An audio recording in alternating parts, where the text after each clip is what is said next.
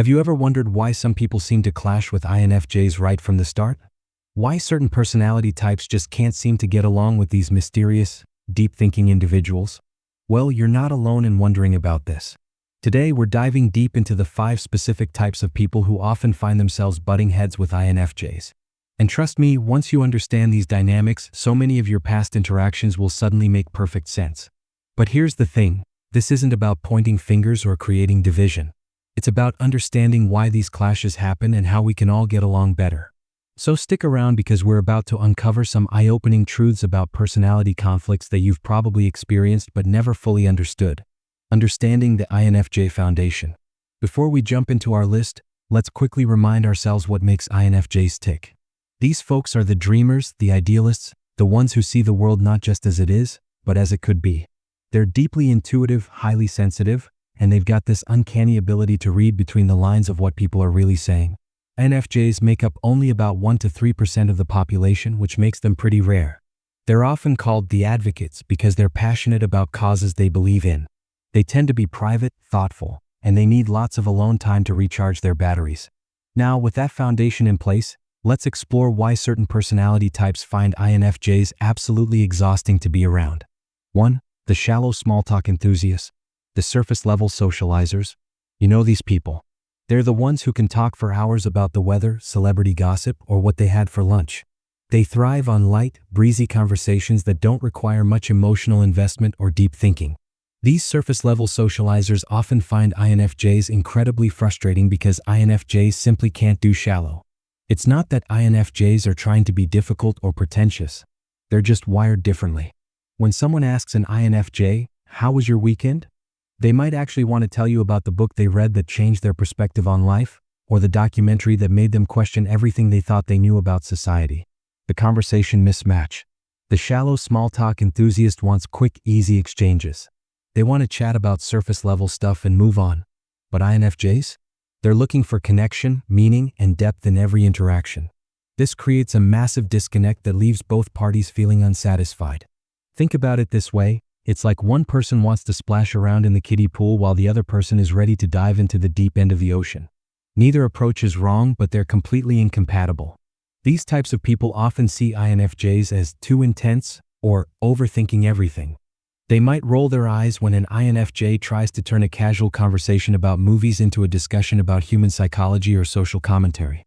They just want to keep things light and easy, while INFJs are naturally drawn to explore the deeper layers of everything. The energy drain effect. For the small-talk enthusiast, conversations with INFJs can feel like work.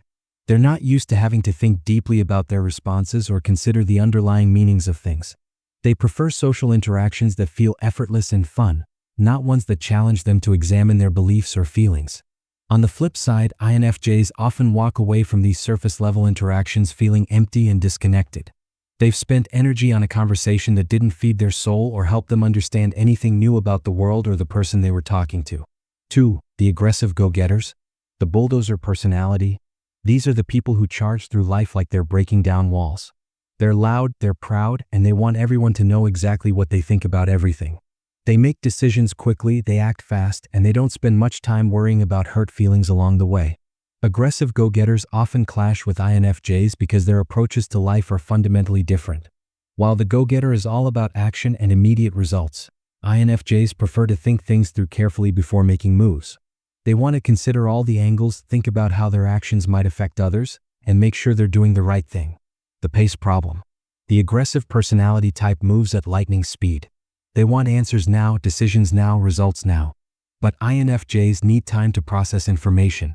They need space to think and reflect before they can give their best response or make their wisest decision. This difference in pace drives aggressive types absolutely crazy. They see INFJs as slow, indecisive, or weak. They don't understand why someone would need to think about it when the answer seems obvious to them. They're ready to charge ahead while the INFJ is still carefully considering all the possible outcomes. The sensitivity clash. Aggressive go-getters often have thick skin. They can handle criticism, confrontation, and high-pressure situations without batting an eye. In fact, they might even thrive in these environments. But INFJs are highly sensitive people who can be deeply affected by harsh words or aggressive behavior. When an aggressive person uses their typical direct, no-nonsense approach with an INFJ, it can feel like an attack. The INFJ might shut down, withdraw, or become defensive. This reaction frustrates the aggressive type even more because they see it as oversensitivity or weakness. The aggressive person might think, why can't they just toughen up? While the INFJ is thinking, why do they have to be so harsh? Neither person understands where the other is coming from, which creates a cycle of misunderstanding and frustration. The value system disconnect. Aggressive go-getters often prioritize achievement, success, and getting ahead. They're focused on external results and measurable outcomes. INFJs, on the other hand, are more concerned with meaning, authenticity, and staying true to their values. This fundamental difference in what matters most can create serious conflicts. The aggressive type might see the INFJ as impractical or unrealistic, while the INFJ might view the aggressive person as shallow or lacking in empathy. 3. The fake nice manipulators, the two-faced socializers. These are perhaps the most challenging people for INFJs to deal with. They're the ones who smile to your face while stabbing you in the back. They're charming on the surface but calculating underneath. They know exactly what to say to get what they want, and they're not particularly concerned about who gets hurt in the process. INFJs have an almost supernatural ability to sense when someone isn't being genuine. It's like they have built-in radar for detecting fake behavior. This makes interactions with manipulative people incredibly uncomfortable for INFJs, even when they can't quite put their finger on what's wrong. The authenticity detector. One of the core values that INFJs hold dear is authenticity. They want real connections with real people who show their true selves. When they encounter someone who's putting on an act or trying to manipulate situations for their own benefit, every alarm bell in their system starts ringing. The fake nice manipulator might think they're fooling everyone with their charming exterior, but INFJs can see right through it. They pick up on the subtle inconsistencies, the times when the person's words don't match their energy, or when their actions don't align with their stated intentions. This puts INFJs in a difficult position. They can sense that something's off, but they might not have concrete evidence to point to. They're left feeling uneasy and distrustful, which goes against their natural desire to see the best in people. The manipulation resistance. Fake nice manipulators are used to getting their way through charm and calculated behavior. They've probably had success with this approach in many areas of their lives. But INFJs are remarkably resistant to manipulation tactics, which can be incredibly frustrating for these types of people. INFJs make decisions based on their values and intuition, not on social pressure or emotional manipulation. They're not easily swayed by flattery or guilt trips. They need to feel that something is genuinely right before they'll go along with it. When manipulators realize that their usual tactics aren't working on an INFJ, they might become frustrated or even hostile. They might increase their efforts, trying harder to charm or manipulate, which only makes the INFJ more uncomfortable and more likely to distance themselves. The energy vampire effect. Interacting with fake nice manipulators is exhausting for INFJs. They're constantly having to be on guard, trying to figure out what the person really wants and what they're really up to. This hypervigilance drains their energy much faster than normal social interactions would. INFJs prefer straightforward, honest communication. They want to know where they stand with people and what's really going on. The constant guesswork and emotional labor required to navigate relationships with manipulative people leaves them feeling drained and frustrated. For the criticism-heavy personalities, the constant critics, these are the people who always seem to find something wrong with everything. They're quick to point out flaws, mistakes, or areas for improvement, but they're much slower to offer praise or encouragement. They might think they're being helpful by always pointing out what could be better, but their approach often comes across as harsh and demoralizing. INFJs are naturally sensitive to criticism, especially when it's delivered in a harsh or unsympathetic way. They're already their own worst critics, constantly analyzing their own behavior and looking for ways to improve. When someone else piles on with additional criticism, it can be overwhelming. The perfectionist pressure. Many INFJs are perfectionists by nature. They set high standards for themselves and work hard to meet them.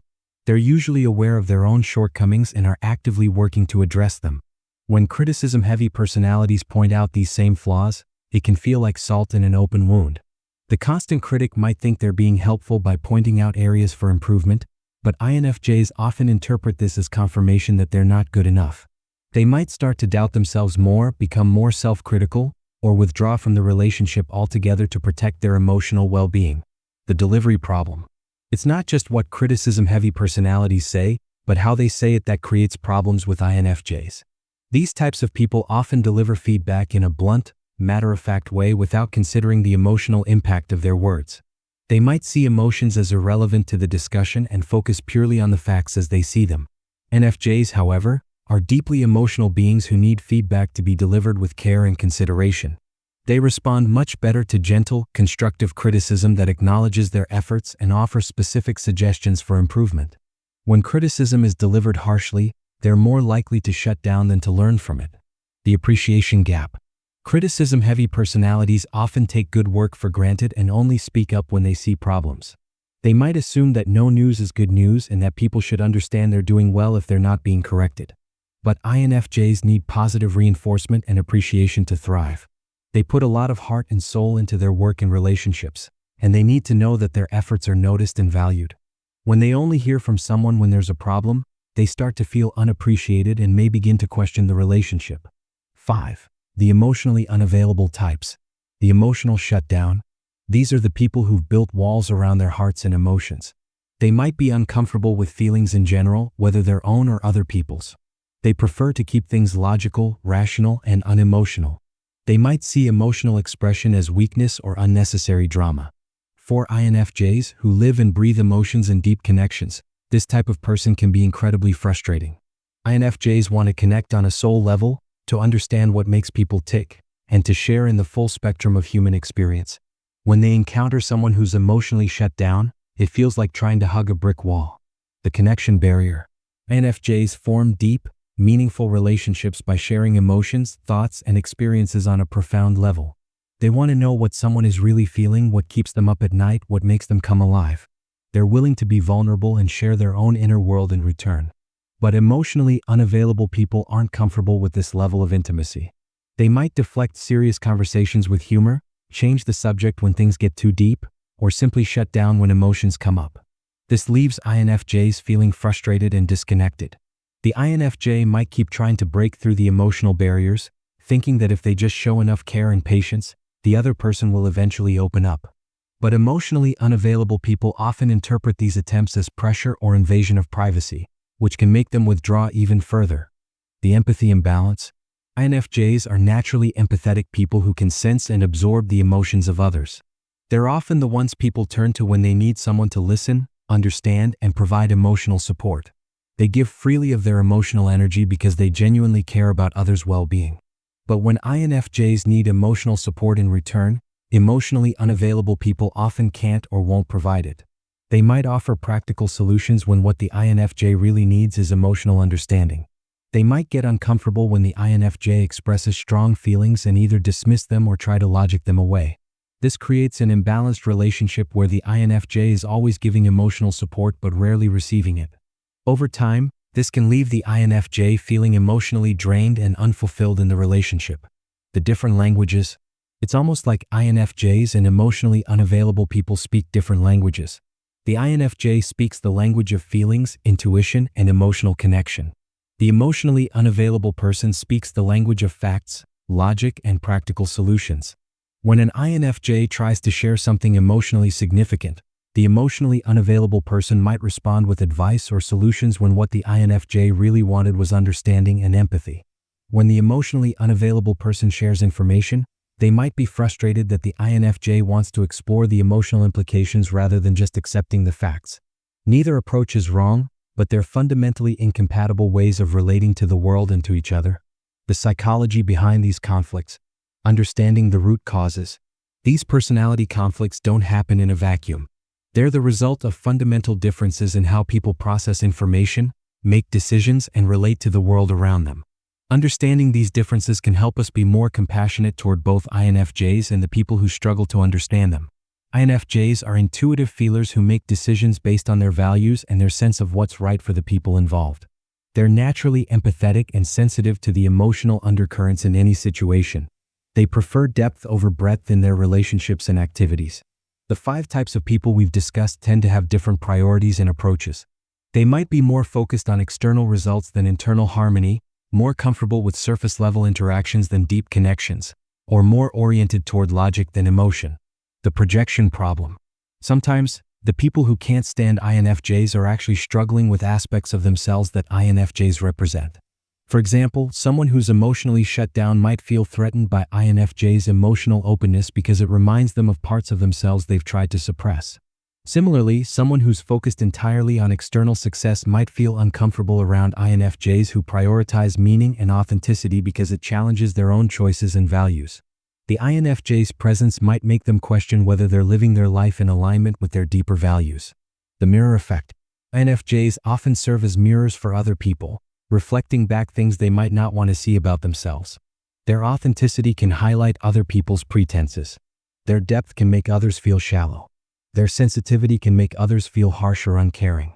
This mirror effect isn't intentional on the INFJ's part, but it can be deeply uncomfortable for people who aren't ready to look at these aspects of themselves. Rather than examining their own behavior, they might instead decide that there's something wrong with the INFJ. How INFJs can navigate these relationships. Setting healthy boundaries. One of the most important things INFJs can do is learn to set and maintain healthy boundaries with people who drain their energy or make them feel bad about themselves. This doesn't mean being rude or cutting people off completely, but it does mean protecting their own emotional well-being. INFJs can limit their exposure to people who consistently bring them down. They can choose not to engage in conversations that feel shallow or meaningless. They can politely decline invitations to situations where they know they'll be uncomfortable. Finding your people. While it's true that some personality types clash with INFJs, it's equally true that there are many people who appreciate and value what INFJs bring to the world. INFJs should focus their energy on building relationships with people who understand and appreciate their depth, sensitivity, and authenticity. These might be other intuitive feelers, but they could also be thinking types who value the INFJ's unique perspective, or sensing types who appreciate the INFJ's ability to see the big picture. The key is finding people who respect differences rather than trying to change the INFJ into someone they're not. Developing thick skin. While INFJs shouldn't have to change their fundamental nature, they can benefit from developing some resilience to criticism and negative reactions from others. This doesn't mean becoming less sensitive, but rather learning not to take other people's reactions so personally. INFJs can remind themselves that when someone reacts negatively to their personality, it says more about that person than it does about them. They can practice self-compassion and remember that they don't need everyone's approval to be worthy of love and respect. How others can better understand INFJs. Appreciating the differences. People who find themselves clashing with INFJs might benefit from trying to understand and appreciate what INFJs bring to the world.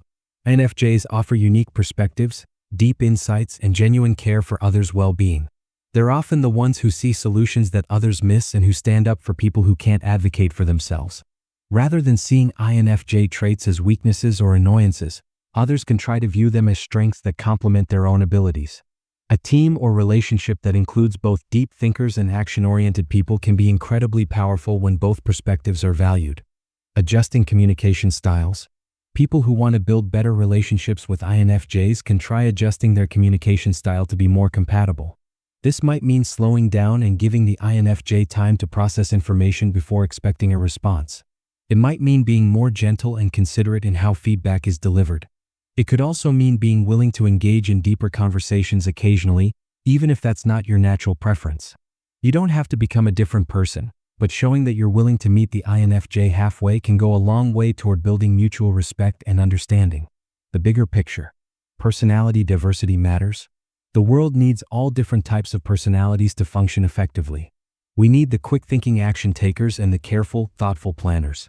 We need the people who can make small talk and put others at ease, and we need the people who ask the deep questions that make us think. The conflicts between INFJs and certain other personality types aren't necessarily problems to be solved. They're natural results of human diversity. The goal isn't to eliminate these differences but to learn how to navigate them with respect and understanding. Building bridges. Instead of focusing on why certain people can't stand INFJs, we can focus on building bridges between different personality types. This requires effort from everyone involved. INFJs need to be patient with people who operate differently, and others need to try to understand and appreciate what INFJs bring to the table. When we can appreciate our differences rather than being threatened by them, we create space for everyone to contribute their unique strengths. The aggressive go-getter and the thoughtful INFJ can actually make a powerful team when they understand and respect each other's approaches. Conclusion. Understanding why certain personality types clash with INFJs isn't about creating division or pointing fingers. It's about recognizing that we're all different, and those differences can sometimes create friction. But friction isn't always bad. It can also create growth, learning, and better understanding. The 5 types of people we've discussed: the shallow small talk enthusiasts, the aggressive go-getters, the fake nice manipulators, the criticism-heavy personalities, and the emotionally unavailable types, all have their own strengths and challenges. Their conflicts with INFJs aren't character flaws on either side, but rather the natural result of different approaches to life. The key is developing mutual understanding and respect. INFJs can learn to protect their energy and find people who appreciate their unique gifts. Others can learn to value what INFJs bring to the world, even if it's different from their own approach. At the end of the day, we're all just trying to navigate this complex world in the best way we know how. When we can approach our differences with curiosity rather than judgment, with compassion rather than criticism, we create space for everyone to thrive. Remember, personality types are just one piece of the puzzle when it comes to human relationships. While understanding these patterns can be helpful, every individual is unique. The shy extrovert, the emotionally intelligent thinking type, the sensitive action taker, we all contain multitudes that can't be captured by any single personality framework. So whether you're an INFJ who's felt misunderstood, or someone who's struggled to connect with the INFJs in your life, remember that understanding and connection are always possible when we approach each other with open hearts and minds. We don't have to be the same to get along. We just have to be willing to see the value in our differences and work together to build bridges across the gaps that separate us. The world is big enough for all of us with all our different ways of being. And when we can appreciate that diversity rather than fighting against it, we all become richer for the experience.